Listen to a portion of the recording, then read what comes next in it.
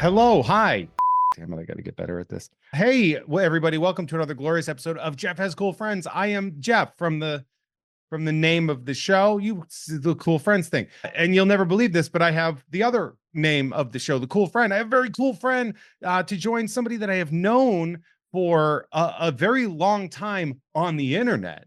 Somebody that I have known in real life for about 4 days. And it is the absolutely fantastic, I mean, Twitch streamer. You work for Heritage Art Gallery, like unbelievable, like Heritage Auction with all the comic book art stuff. And in further doing my research, somebody who parallels my existence incredibly, the amazing Taffeta Darling. How are you? Hi, hello. I'm curious how it's parallel. That's exciting. Well, we'll put it this way. The last tweet that you did is a shirt of also one of my favorite artists who I own several shirts of. In my research, I saw that you were like, here are some panels that I've hosted for this thing while I'm also doing my other jobs. And then I found like old like Comic-Con videos of you interviewing people. It's like, I also used to do that. And almost from the same timestamp. I found Okay. videos from like 10 to 12 years ago. And I'm like, yeah, that's when I was doing that too. So it's been fascinating to learn more about you other than sort of like not anonymous internet friend, but Yeah, like yeah, yeah. But still. someone who is essentially Anonymous. photos and data. And then so we met, I think originally, was it the Wizard Universe message boards? Were you on that one? There was some kind of comics adjacent thing that I think we were both a part of. And so that's how we sort of social media connected. And as it built, we were both at the same party. That's we were right. we were at the Comic Book Legal Defense Fund fundraising party, and you walked in, and I had never met you in real life, and I was like, I think that's this person. Also, if it's not, I'm gonna feel very stupid. I should have said no. That would have been really funny. I was like, "Excuse me, are you Taffeta Darling?" And you're like, "Oh my God, yes." And I was like, "Oh."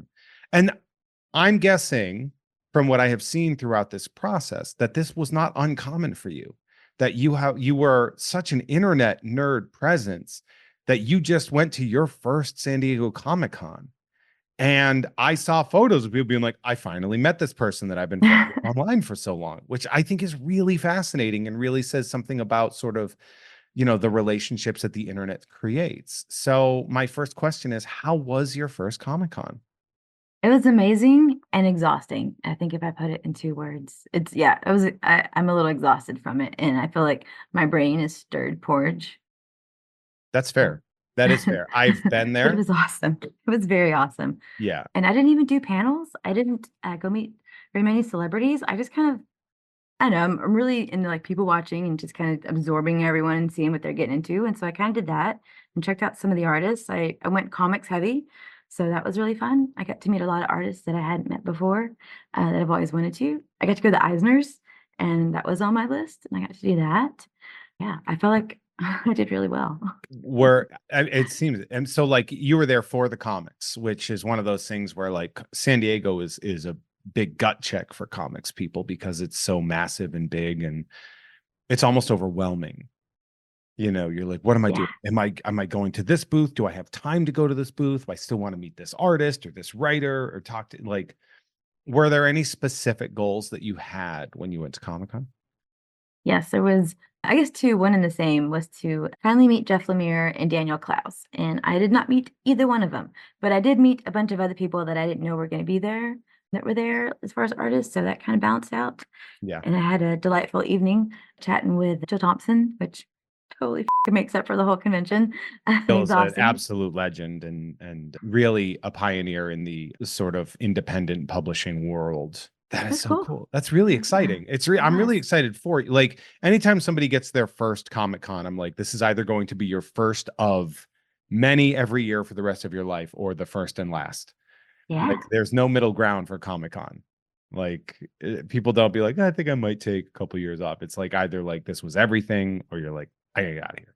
The other thing I noticed is, and it's something from that we had discussed, is you actually work for Heritage Auctions, which Mhm. is the biggest collectibles auction Yes. company, I guess Yeah. Yeah. that, Yeah. I mean, I don't think eBay would count. It's more of like a marketplace itself, right? So Mhm. Heritage Auctions, Yeah. they deal in everything from wine to coins to, cards to comics to, of course, comic book art, original art. And Mhm.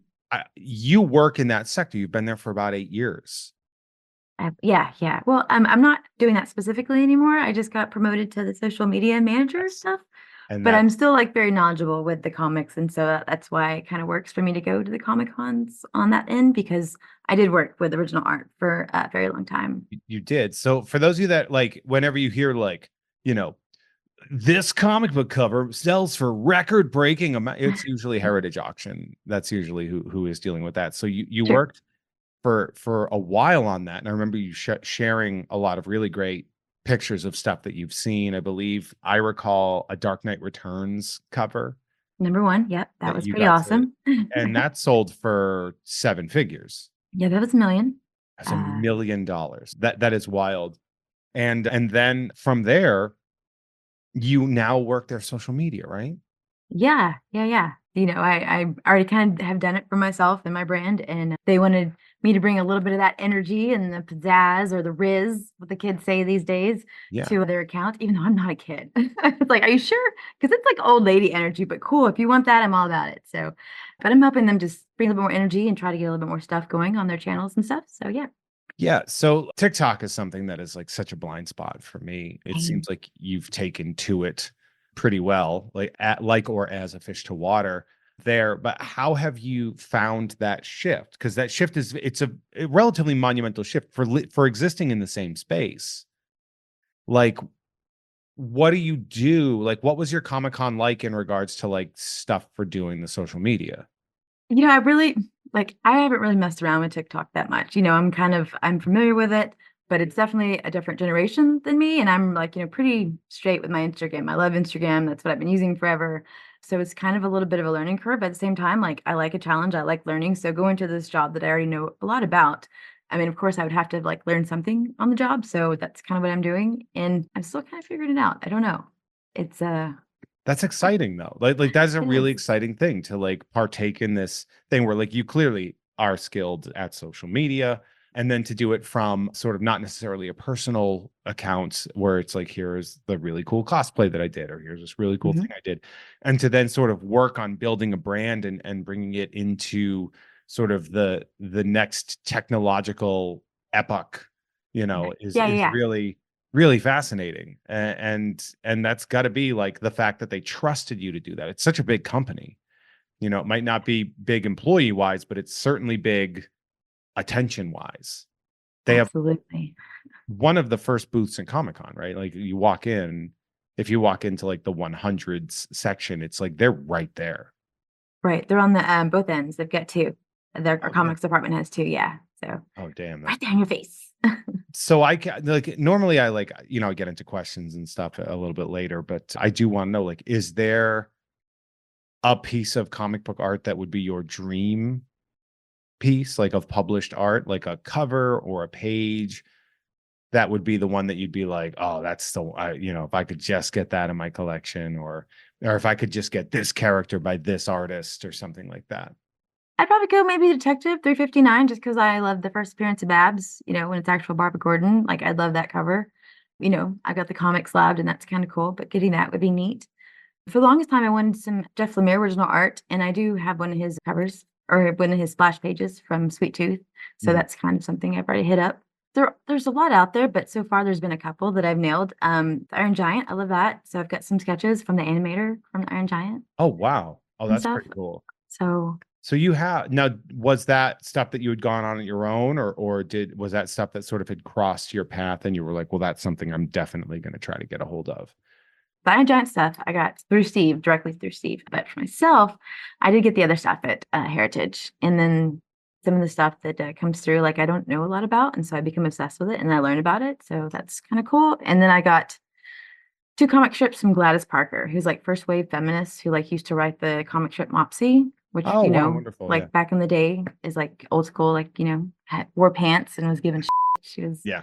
so I found her. And so I have that. So I That's can, super cool. That is a really exciting thing to do. So you are, as I sort of had done my research and panned through and went through, you're actually an incredibly talented cosplayer as well, which is really really really cool, like going through in the thing and like seeing where you are and then seeing how much you love sort of the designs of these characters so much to create these things. So what got you into that? I mean, it seems like it's not as much anymore, and we had actually talked about this Yeah, in person where you're like, I've got a lot to do, and I yeah. when you're a cosplayer, it's a different experience at a con. And Yes. if you're talking on a panel, for example, but you're dressed like, Luigi or something like that, it's going to be a little bit different. But your costuming Yeah. is incredible. Thank you. So much to the point that one of the most recent ones that you shared, and it's just so funny, is you were from the Burbs. You were what's his name? Hans I'm looking Klopek. here. Hans Klopek, the like tank top and suspenders, redheaded, terrifying guy. And like you nailed it so well. It's so funny. Thank you. That's it started off as a joke. I was like, "Oh, I'm gonna go meet Joe Dante. I love him." I was like, "Man, I should go meet him as Hans Klopek. That's my favorite character." And people were just kind of laughing because I mean, like, why would you go meet someone that is a hero of yours looking like that? But this girl did. It's it is funny because, to be blunt about cosplay and stuff, there is a lot of there is a sort of vein of sexuality towards it, and you've done cosplays that are incredibly sexy. And then this one that you look at it and it's so funny. And it's just it's so funny that you've decided that you're like, yeah, I'm being me. I'm having fun while I'm doing this. And Yeah, that's yeah, what it's all about. And I think that really does sort of speak to your sort of, I wouldn't say raison d'etre because I'm not an ass. yeah. It does speak to sort of your uniqueness and your unwillingness to be so serious about stuff like this and to have fun with it, where it's become for some people like an industry Yeah. where they do that. I think that is something that, because when I was going through, I like popped. I laughed so hard when I saw that 'cause it was Hooray. really funny. It's so funny. Right? Isn't it so It ridiculous? it is, and it's like you got your picture taken with Joe Dante, which is so funny. Director of Gremlins 2, Joe Dante. Yes. So, like, that was super, super, super fun, super funny. So you still, I mean, and that was earlier sort of this summer, right? Yeah, yeah. Yeah. I mean, So I still do events that I'm not, like, press at, that I'm just kinda there to have fun, and well, even that, like, I dressed up maybe an hour before I met him. That was specifically for meeting him, though. Like, I got changed at work because it was around the corner. So, I had a lot of people watching me at my work desk as I did this, and then I had to go to the bathroom and put everything on and change and walk out of the bathroom looking like that to a bunch of people in the hall. So, it's fun. what did your coworker say anything? They just kinda laugh at this point, they're kinda used to it, but, I mean, I think some of them just kinda liked watching me glue on a beard and sideburns and then neck hair. Do you have a favorite cosplay that you've done that you were like, "Yeah, this was extremely my." Well, before it was Hans, because I do love that. I mean, that I had the most fun with that. That was it was fun. Some of these things just make me angry. I'm like, "Damn it, just keep up." Like, collars will fall or makeup will fall. That one was perfect. That one, I loved that one. It's one of those things where you realize how easy it is to dress like a man. Yeah, yeah, totally. Yeah. Super So easy. it's so easy for us. It's easy mode all the way through for us. Yeah, I mean, the only thing I had to really do besides, like, buy that stuff is that, like, I put in the armpit sweat and, like, the dirt and everything that was needed for around it because, like, he's got real dingy armpits and stuff in the movie, and his chest is real dingy, so I did that. That was as far as favorite before that, maybe Jordy Verrill from Creepshow. Like, did Oh, you ever see really? that movie, Creepshow? Oh, yeah, of Yeah. course. Yeah, Yeah. like, I do the bad luck of Jordy Verrill, or, like, it's Stephen King's character. Oh, yeah. So, yeah, I have the grass glued all over my face and all over my outfits. Are you a big horror fan? I am. Yeah. What's your Yeah, favorite? I yeah. mean, are you is it The Thing? Because you also it seems like you're a big John Carpenter fan. You're a Big Trouble in Little China. You're actually featured in Big Trouble in Little China, the comic, which I I think is really am. fascinating. That was That a surprise too. I love that. That was a good that's surprise that so day. cool. How did that go about? I know the people who were writing it or who were writing it and doing the art, and I had him on my show and was just talking about him and, talking to him or whatever, and I think at one point I was like, "Well, if you ever need an extra, let me know."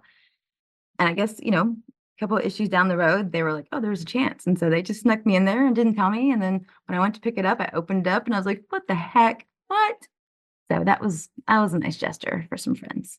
That is really sweet. That is a really wonderful thing. I think Chris Uminga did that to me with the Batman mystery case files. Oh, cool. He put me in a crowd where I'm wearing the hat, and then he also made me a bailiff in a court scene where I'm not wearing a hat, which I thought was really fun. But he It didn't is tell cool. me. He just like it showed. I grabbed it, and he's like, "Oh, by the way, you're on this page and this page." And yeah, you're right. It is like such a weird, and it's Yeah. funny because if you're in this world and you love these properties and things like that, it means so much. And then if you look at the artists, they're like, well, I need to draw faces. Like I need to put somebody in there. Like they're like, Yeah. don't worry about it. It's not really an issue. And to us, we're just like, oh my God, like this is the coolest thing in the world. And that Oh, is really cool. I genuinely love that. I'm going to read your official lengthy bio oh God. on the taffetadarling.com. That's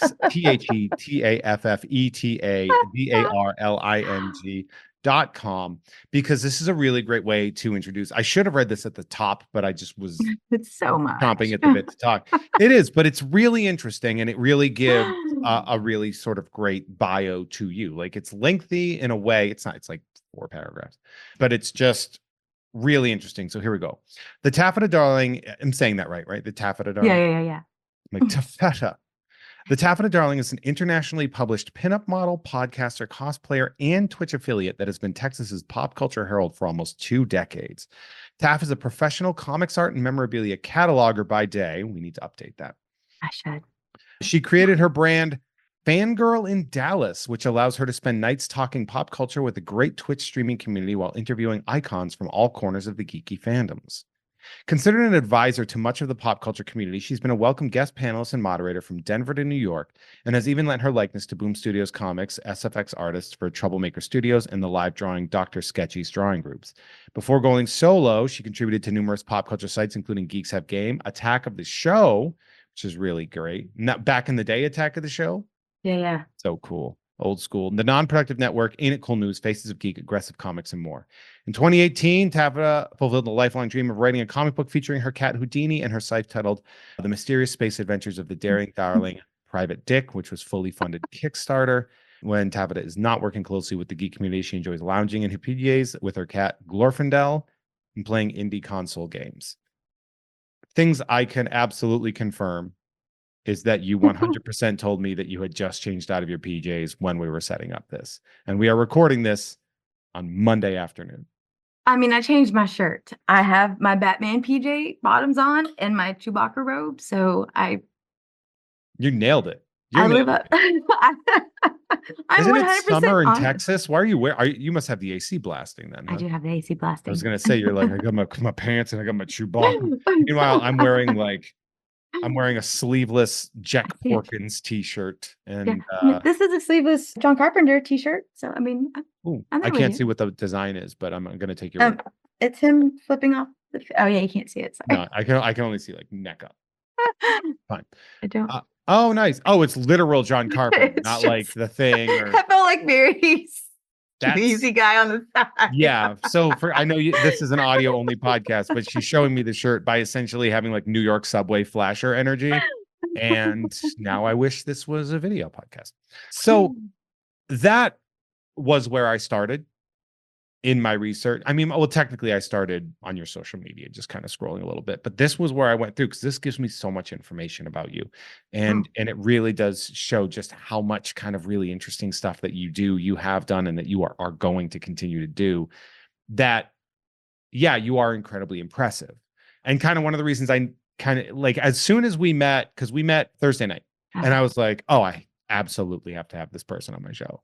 Like, I was just like, this is a very fascinating person. You have boundless energy, which at the end of a night on the first full day of Comic-Con, the fact that you had boundless energy was unheard of to me. Like, that was absolutely wild. I'd like to thank my brain for not knowing when to stop.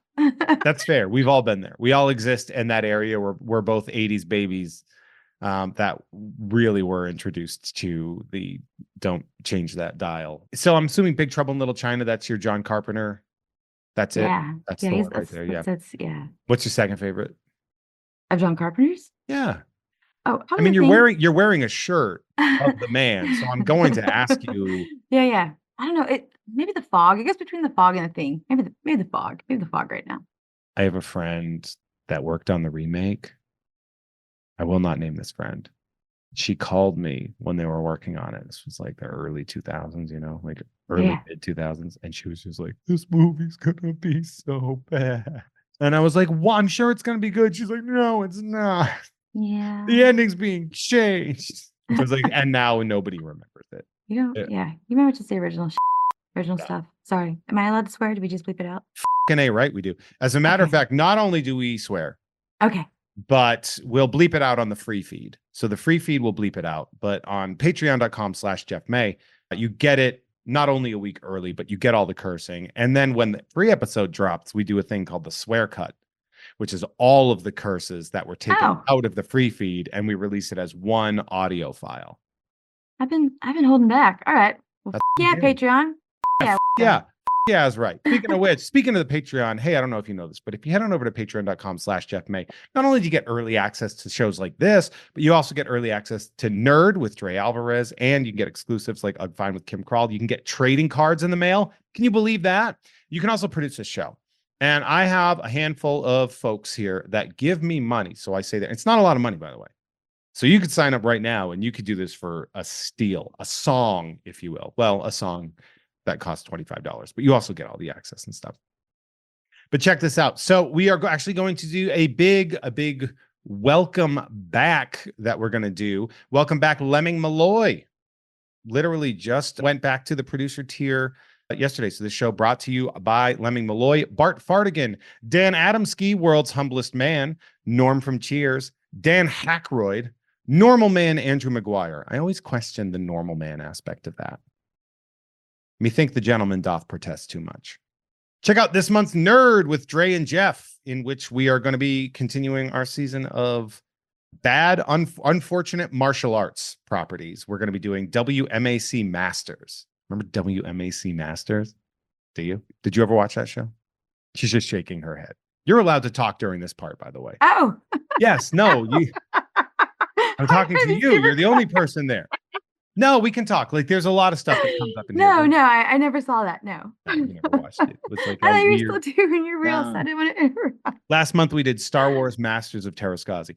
Does this look like a podcast studio where we're like, we need to get this right? No, this is a part where you're participating. Yeah, it looks legit. Good job. You're doing great. Legit. It's a blackout curtain that doesn't work behind me. That's exciting. It's 110 degrees in my town. Shout out to Watch Me Use These Prehensile Nipples to pick up pennies off the floor. There's going to be more than one nipple name in here. Shout out to the Oatmeal Savage. Do you eat oatmeal? Are you an oatmeal person? I do. I like oatmeal. Yeah. Do you add anything to it, or do you raw dog oatmeal? I do a little bit of both. I like the raw dogging, but then I also do a little bit of honey and sometimes bananas. Honey and bananas. Interesting choice. That's a good choice. That's a good choice. I like a raisin. Just one raisin. Just the one raisin. Yeah, it's like playing double dare. You're trying to get the flag. I find the raisin, I can move on to the next dish. Do you make a whole game with it? Do you just actually go for the raisin? And weirdly, put your face in there and get it out like a double dare Mark challenge? Summers yells at me to do it. I get him here. He's not cheap. That's why you guys got to sign up for the higher end tiers at patreon.com/Jeff May. I don't have Mark Summers money to go for too long. You guys got to keep me and Mark Summers breakfast hype. Shout out to Call Me Sean or whatever. Shout out to the Enchanted Wandering Unpierced Left Nipple Cider served at room temperature. I warned you there was going to be more than one nipple name. I like it. Shout out to mashed potatoes or the brioche buns of side dishes. That's a reference to me thinking that both of those things are a little overrated. I don't know. You ever have a burger with a brioche bun? I do. I don't like it. I just want sesame seeds. Yeah, I don't know. It's very pompous. It's like, dude, I just want a sesame seed bun. Can I just get, or like a slice of bread and be better? Yes, give me my burger. I don't need this soft, sticky, filmy. Yeah, it doesn't soak anything up. It makes it greasy. People didn't mind the brioche bun opinion, but when I brought my mashed potatoes opinion, people lost their damn mind. Uh-oh, what's your mashed potatoes opinion? I was like, what is mashed potatoes bringing to the table that stuffing doesn't do better? And I can see, so she's making a face that is like everybody else that heard me say that, but I stand by it. That's cool. Yeah. You're like, that's cool. Hey, I gotta go. He doesn't like mashed potatoes. What the Her agent. Bad person. right? No more. No more. We have to end. Ooh. We have a big shout out to I'm going to start calling Yoda old Grogu just to see what happens. Shout out to the ghost of Dave Thomas. Shout out to that scene in Lost City where Brad Pitt dies. Shout out to Aldo Vargas is adding Jeff Has Cool Friends producer to his resume. I tell you guys that all the time. If you want to put me on your resume as a producer of this show, I will commit low-key fraud for you. I will do that. I will do that crime for you. Shout out to Burrito. Did you have any burritos while you were in San Diego? No, a lot of tacos. A lot of tacos. Lots Yeah. of I went It's to Burrito Town, I California went burrito. Taco Town. It's Taco Town. I went to like 4 different taco shops. It was LA's tacos. more of a taco town, whereas San Uh-huh. Diego's a big burrito place. I I did mean, have they a also have fucking burrito. tacos because it's right on the border, but San Diego burritos are like super famous. I did have one burrito actually. Now that you say that, it was my Ooh. I was half asleep because I didn't fly the night before and my plane arrived early. But yeah, my buddy picked me up and we went to Lucy's Tacos. Yeah, it was like a burrito the size of my arm, like Yeah. in circumference and length. Like it was just like a big burrito, and I was like, okay, Was it let's French? try it. There's potatoes in there, so Yeah. maybe it was breakfast potatoes. Maybe it was a or... breakfast burrito. Yeah. I with a breakfast burrito hard. Oh yeah. I do. Sometimes though, I'm always just like, I don't need the potatoes. Like if the potatoes are like kind of like those hash browns that are like kind of like the diced up tiny little slices, I'm like, I'm good. Yeah. But if it's like a fried up McDonald's or Burger King tater tot style hash brown, I'm like, you could put that trash directly in my veins. I got you. Yeah, I think these are little tiny sliced up diced ones, so you wouldn't have liked it. Yeah, that happens. It's a thing. Shout out to Mr. Billy Beck, who has reminded him I still have a soccer card for you. And finally, shout out to the Tubi Terror Bunny, says the strikes may be over, but egg Bob Iger anyway, because fuck them. That's fine. And hey, if you guys want to do that, you can feel free. And if you have had your name on here for quite some time and you want to update it, definitely DM me at patreon.com/JeffMay. Yeah. So then, back to our regularly scheduled. Oh, casual. I love that. Super. How does one become a Twitch affiliate? Like, what does that mean? Because I had Lisa Wallen was on the show a few months ago. And she also does the Twitch streaming and stuff. So like, what do you do on Twitch? Like, what's your thing? I do like live video gaming. Like I do live games once a week, sometimes twice. It's just kind of a way for my hobby to kind of pay for itself and just another way for me to connect with people, I guess, because I used to do a lot of my live streaming on Facebook and they turned out to be big.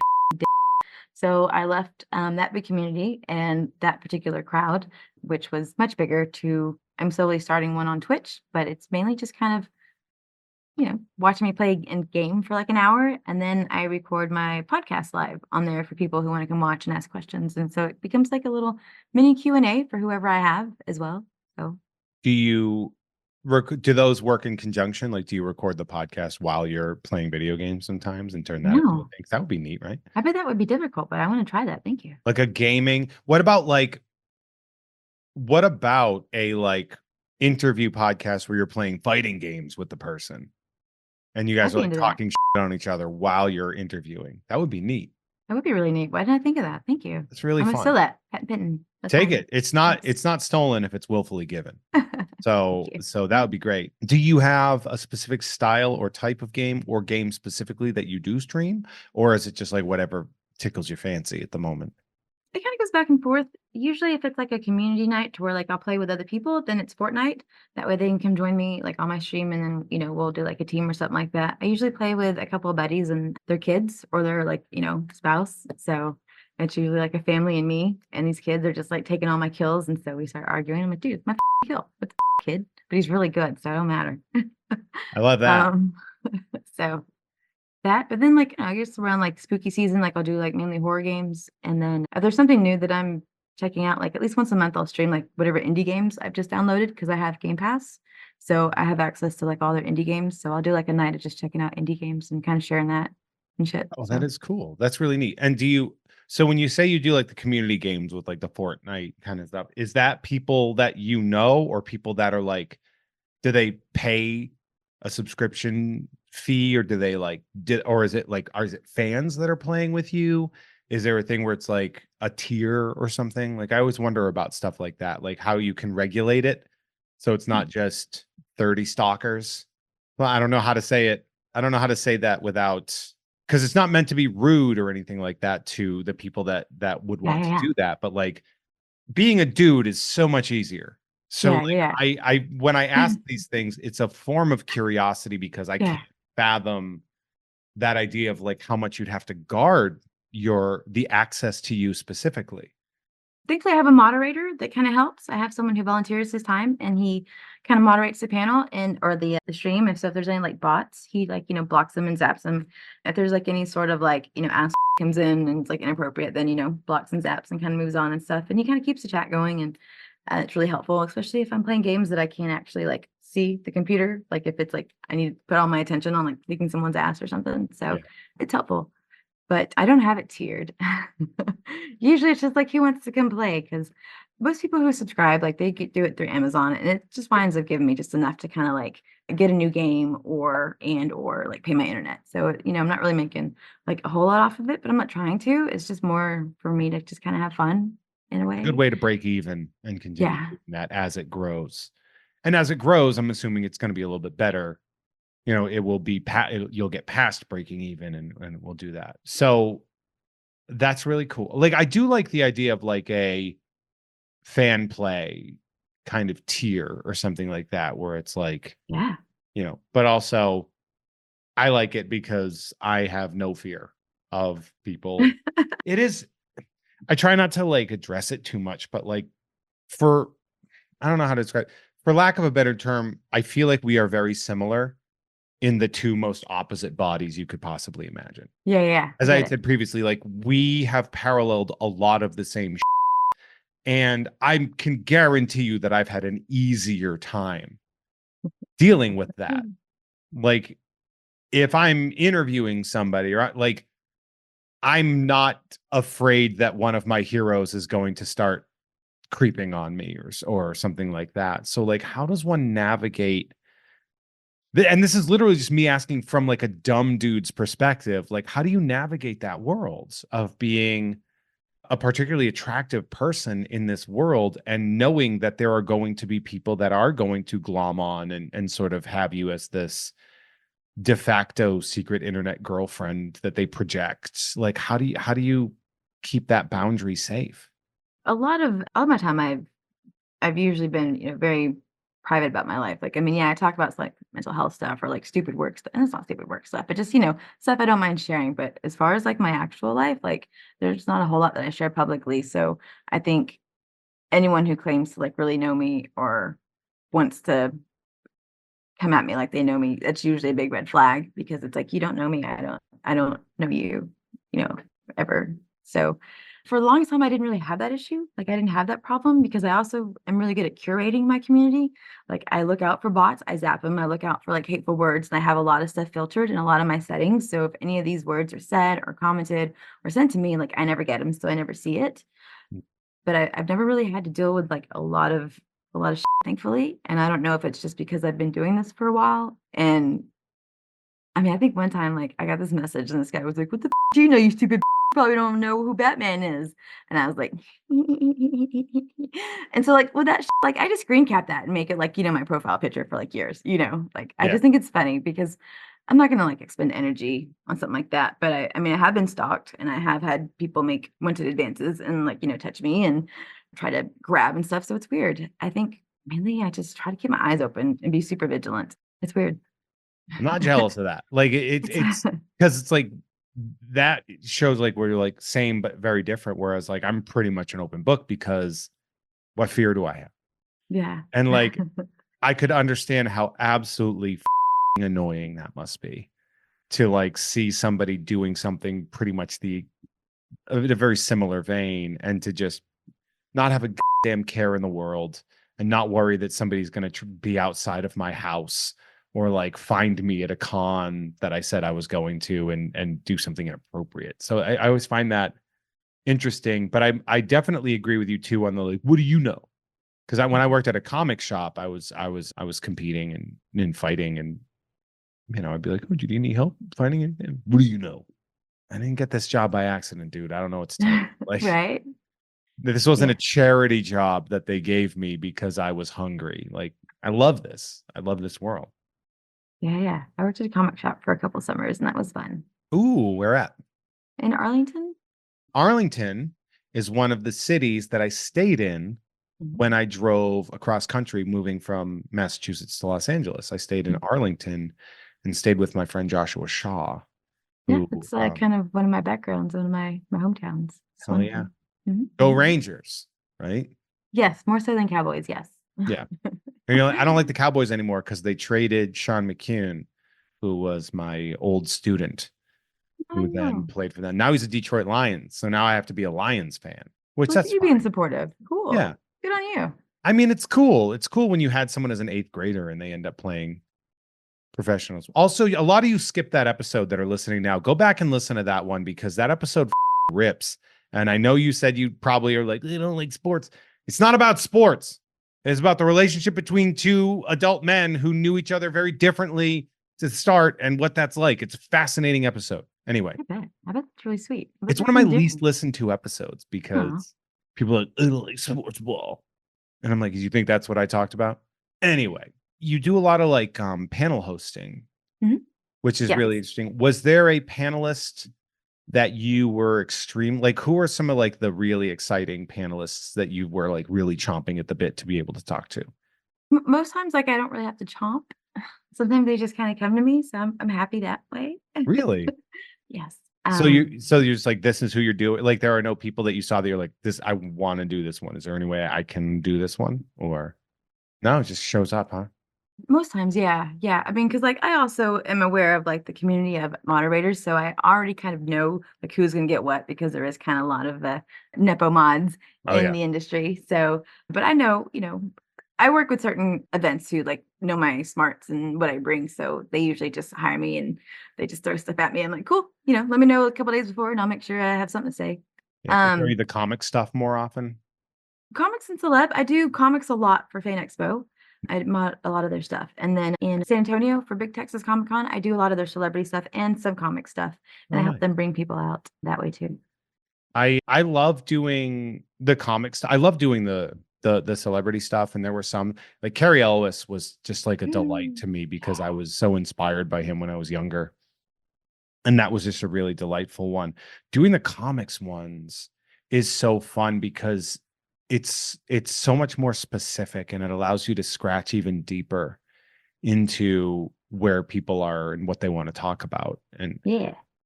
I did Jimmy and Amanda, Jimmy Palmiotti and Amanda Connor. And Amanda did this like she just started drawing. She sat down and just started drawing. When she was done, she's like, and let's give this away. And it was a Heck yeah. Power Girl and Harley fully colored 11 by 17, like yearbook pose photo.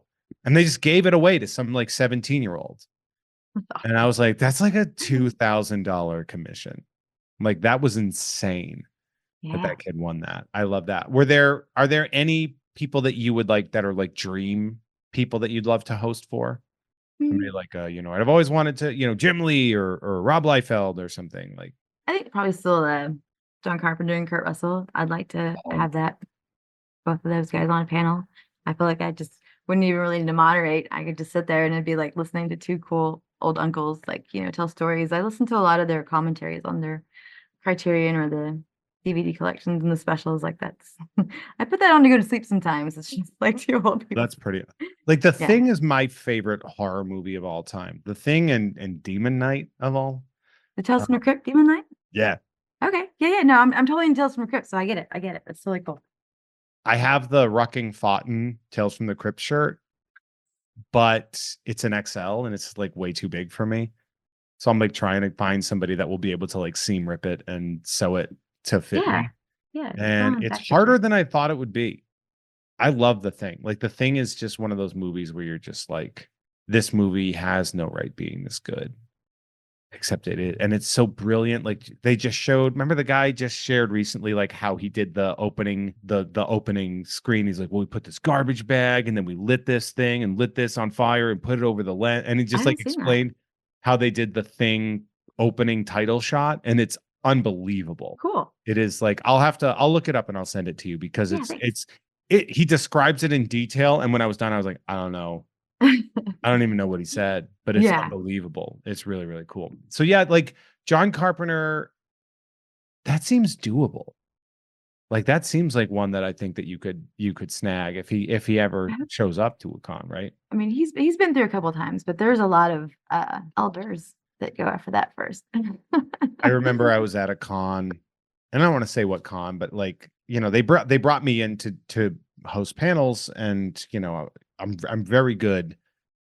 Yeah, I'm Yes. good. I'm good at what No, I no, do. There was clearly. this Good. guy who was in charge was not. He just wasn't. And he was with there were like the two most famous celebs. And he was like, so I'm gonna take these guys because they specifically requested me. And I just like, did they? Is that what happened? Did they specifically request you? Is it not that you just want to do that? Because it's okay if you want to do that. Like, I don't fault anybody for wanting to do that. I'll talk to anybody, but just be honest about it. I had some fun one. Who I really liked was Sam Jones, Flash Gordon. Oh, yeah. Super pleasant. The anti-Ferrigno, I call him. I've been to both of their panels before, so I'm aware, yes. I've Was met Lou him both. Ferrigno's hour panel 30 minutes? Because yes, Maybe it like was. 15 or 20 or something like that. Yeah, he doesn't like that. He doesn't like people. It's like, why go to events if you don't like people, dude? What the fuck? Here's what I'll say. He's not, he doesn't. He's relatively frustrated with the world. I can understand. Because for the past 45 years, people have been calling him Hulk and asking for photos, and that's going to be annoying. I don't forgive it. I'm just saying I understand. But I always find it very interesting because at the panel, he's the most professional and vibrant man. He's like such a professional. I always say that. I'm like, he is a consummate professional when he is on that stage. And then every time afterwards, I had him saved in my phone as Lou Ferrigno, don't answer. I accidentally gave him my number. I was like, if you need anything, I'm here too. Like, just let me know. And then it was like he wouldn't stop being a needy. And I was just Aw, like, I he can't needed do a this. I can't. friend. Huh? He needed a friend. I got to work out with him. That was exciting. I think Well, hello. he needed like a valet. I don't think he needed, it was one of those. And it's one of those things where like, no, I don't normally like coming on here and talking on anybody, but like Bless you. I've discussed my one-sided feud with Lou Ferrigno I've had for 10 years. I've discussed it at length. So I'm not going to hide that. But it's just I've hosted Uh, panels where it's like the first thing I said to him, I was like, hey, Lou, he's like 30 minutes and I'm done. And I'm like, it's nice to see you too. So, what days do you Twitch stream, by the way? Mondays and Thursdays. Oh, okay. So that's a good break. And so we're recording this. Spoiler, peek behind the corner. We are recording this on a Monday. So you are going to stream today, like right after we record, kind of a thing? I'm still in the middle of moving, so I haven't. I mean, I'm pretty much done, but I haven't like set up my TVs yet because I bought some TV stands and I don't have the right screwdriver for one part, so I have to go get a new screwdriver to put it together. So And your misfortune is my fortune then. yes, Because yes. instead of you being able to do the thing you do, I get to have you on the thing that I do. And that's There it very, is. You're welcome. Here's a present. Here's a I, gift. you know what? It feels good. This is a present that I like, and I'm very happy to have it. Perfect. I find you to be very fascinating. I find you to be very sort of like fashionable in a very interesting way. And I have to know, you have a piece of jewelry on the bridge of your nose. Mhm. What is that? Oh, I have both my nostrils pierced, and then I have like a little gold chain or like a Okay, black that's what it is. chain that I wear across of it, Well, across that's it. cool as hell. I mean, I think so too. Like, I don't know. Everyone's kind of doing that makeup trend where they like, make the button nose and they paint it. I was like, I'll just pierce it. I'll be fine. That is really cool. Now, you also have a lower lip piercing I that do. you Upper lip. upper lip. I'm sorry, Yes. and that, Yeah. but it's like you Yeah. don't have it. You don't have a ring in often. Is that right? I take it in and kind of take it out. Just kind of depends on like how this is so how approachable I want to be. I guess it warrants how much I wear. Really? Yes. So, do you find that the more metal you have in your face, the less approachable you are? I find the more metal I have on and the more black I wear and the heavier like my eyelashes are or thicker they are, nobody talks to me. And that's something I've been like experimenting with over like the last months and stuff. And so Really? when people do talk to me, I'm like, oh, all right, keep going. Okay, Mr. Fetish. I see where you're going with that. you've you've made it this far. You had the nerve to come talk to me because a lot of people don't really talk to me. And maybe it's more like off-putting than I think it is. Can't be the worst though, right? What's that? That can't be the worst.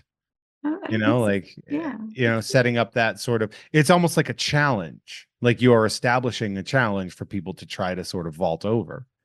Kind of. I guess that's part of my, like, wall and my boundaries, because like, I get a lot of just like, "Hey, hey," messages, like, a lot. "Hey, Hey, hi." Just that's it. That's this is you've got one message to me, and it's, "Hey." really? They go straight to block or is it ignored? All right. Or depending on how I'm feeling, I'll just reply with a question mark. I mean, that could work. That's an opening gambit at that point in It's time. like, "What do you got?" Like, "What do you got?" All right, That's what do you got? but, "Hey," just doesn't it just doesn't. Yeah, that's fair. I was accused of being a reply guy relatively recently, and I was just like, really? And all it was just I was replying to people that are my friends, and some of them are women, and I was Oh, just like, oh no, those women probably think I'm a reply guy now. And then I'm I've like, never but even heard wait, of that. maybe if that's the case, I am a reply guy if I'm doing that. Like everybody Okay. gets their own, everyone gets their own thing. But it was like, yeah, you replied to me, so I was pretty sure you were a reply guy. Like I've you're a never heard reply that guy. before, I'm like, like, no. reply guy. I Alright, like I'm did gonna a write thing. this I'm down. like, am I a reply guy? Like, and people were like, no, that's not the case. And I'm like, I think some of you were just trying to take my side by default. I'm writing that down, reply guy. Jeff? Jeff, the reply guy.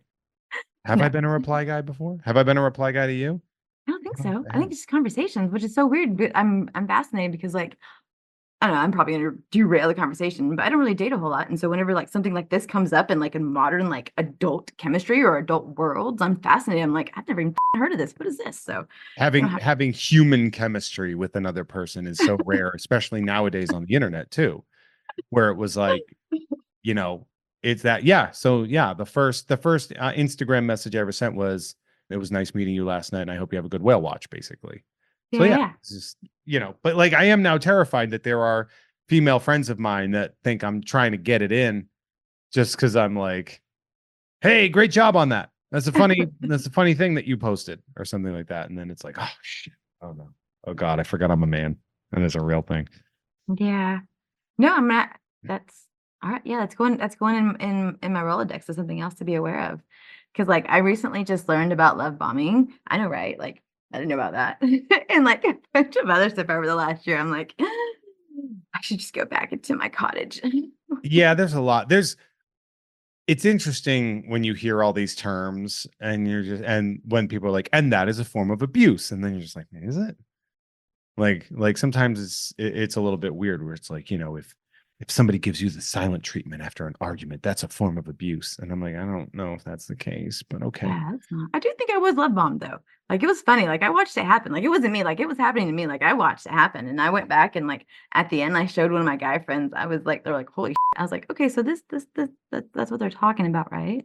I don't know if I'm fully familiar. What is love bombing by definition? Because is it just like being super lovey-dovey and aggressive with it? I I guess I could look it up. I I exist on guess the for internet. me, it's always been with, like with a malicious intent in order to, like, more so gain trust in a way. Oh, so it's okay. According to Psychology Today, it's an attempt to influence another person with over-the-top displays of attention and affection. This kind of behavior is a form of emotional abuse, and although it can be experienced during any stage of a relationship, it is often seen in the early stages.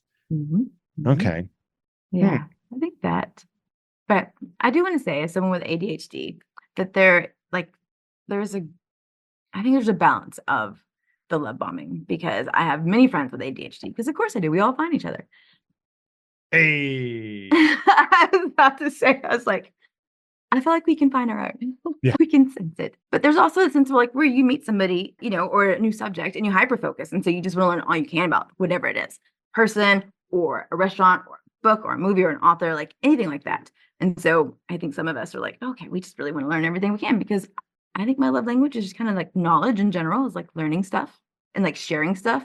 So I think it's a fine line there because I think people can be really excited with good intentions and then bad intentions. So I Yeah. think That's I wonder if I did. I mean, because I do, I think, especially in the early stages, I don't think I ever do anything to influence, but like I'm a gift giver. mm. And now I'm like, oh no. Oh no, what am I doing? What do you play, console or PC? I When you have play an video games? Xbox You have an Series Xbox. X, and a PSP. Oh, PSP. I know, right? Handheld. Ooh. Right? Vintage. I know, so vintage. Well, it's the only Um, gaming thing I can play. This one game I like on. So, which game is that? Darkstalkers. Okay. Yeah. Darkstalkers, like that's the fighting game Yeah, it's like a by Capcom fighting Capcom? game. Yeah, Mhm, it's like mhm. a horror street fighter. Yeah. Yeah, yeah, Oh yeah. yeah. Yeah. Morrigan, I believe, is Yeah, that's one. And then he's like Felicia. Yeah. Morrigan and Felicia's the cat lady, Yeah, yeah. the Look at sexy you. cat lady, and Yep. Morrigan's the sexy vampire lady. Succubus but close. Okay. That's a spiritual vampire, I guess. But yeah, that's fine. I guess a succubus would definitely be a more accurate term, especially in the gaming world, where Mhm. they're like, the serious, she's gonna you. And they're like, hell yeah. I want to play as that character. Yeah, no, I know them from Marvel versus Capcom too. Okay. Well, yeah. Like I do that. That's my game. I have an Xbox, but I don't have it plugged in.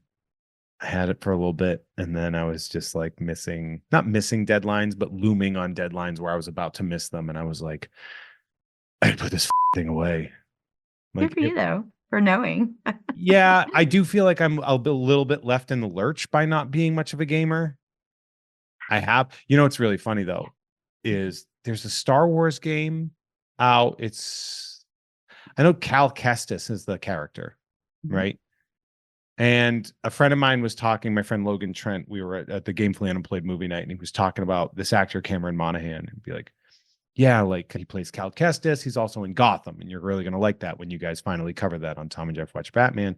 And we were talking about this guy for a little bit. And then the next day, I'm in my boxing gym, and out of nowhere, I'm boxing with this guy, like this dude, like we're paired up. And then maybe 30 minutes into the class, I'm just like, oh, wait, this is the guy I was just talking about. Excellent shape. He's in great shape, big shoulders. Yeah. But like, I was always like, I think I have that game. I bought it, and it was right when I unplugged my Xbox. Like, I bought the game and just never bothered returning it.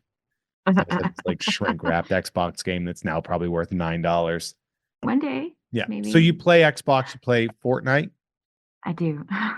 Do we know when our next streams are going to be available? Are we going to have I that up think there hopefully soon? next Monday. Like I got to work on getting my TV set up and then getting the internet connected. So hopefully by next week, because I kind of miss it. Like, I spend money on that game, so I want to Yeah. play. So let's make that happen. And from there as well, like tell me about the podcast. Oh, well, I just meet a lot of really cool people and they're always really nice to me. They're just nice. And I think it's because I have like this golden retriever energy to where I'm like, yeah, yeah, yeah, yeah. You're And very like likable. Yeah. I'm a really good like hype person to where like I just want to cheer people on. So anytime I meet somebody, I just like, hey, you want to come talk on my podcast? Like, and they're like, okay, cool.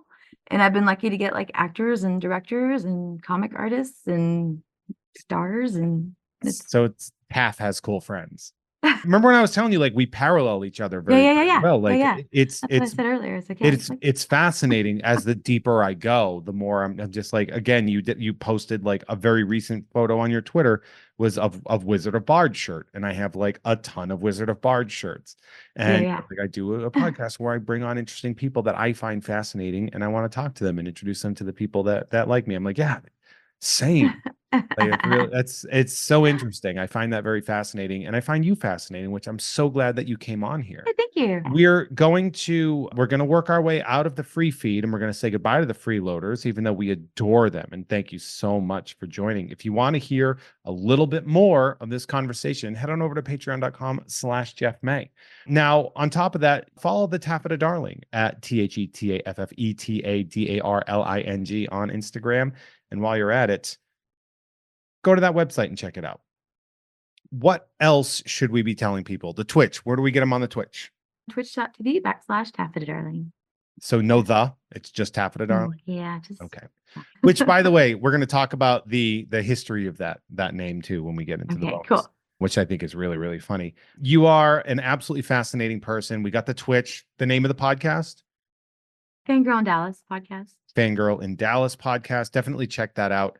I cannot stress to you enough, just such a fascinating person. And I'm eternally grateful to have you sort of outside of the orbit to now having you inside of the real life friends energy. All Uh, right. that, is really, really delightful. I was so happy to be able to meet and talk to you and to not be afraid of humiliating myself by asking the wrong woman if she is that. Start Uh, saying no. huh? I said, I You should start you saying really no. blew it. You could have had the funniest story, and then I also would have been like, I need a guest for the show. I'm not the comedian though, you are, so. I mean, am I? Am I? So definitely check all that out. And again, follow the Taffeta Darling on Instagram at the Taffeta Darling. For me, of course, if you're listening to this for free and it's your first time, I appreciate the shit out of you. Feel free to subscribe. I get a lot of really cool people on here. If you want to hear me talk about Batman, head on over to the Gamefully Unemployed Patreon where you can hear Tom and Jeff watch Batman. It's a weekly show where we watch Batman and make fun of it. And it's really, really fun.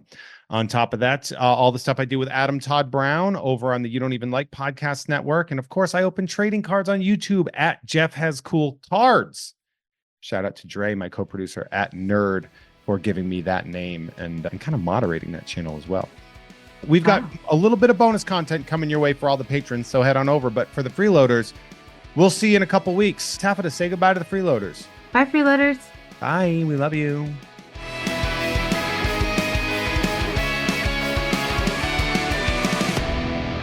Hey everyone, our artwork is created by Justin T. Brown, who can be found at Artness by Justin Brown on Instagram, as well as artnessbyjustinbrown.com. That dope music you heard is by Troy Nababon, available at Troy Nababon on Instagram, as well as at troynababon.com. Nababon is spelled Nababan, and boy,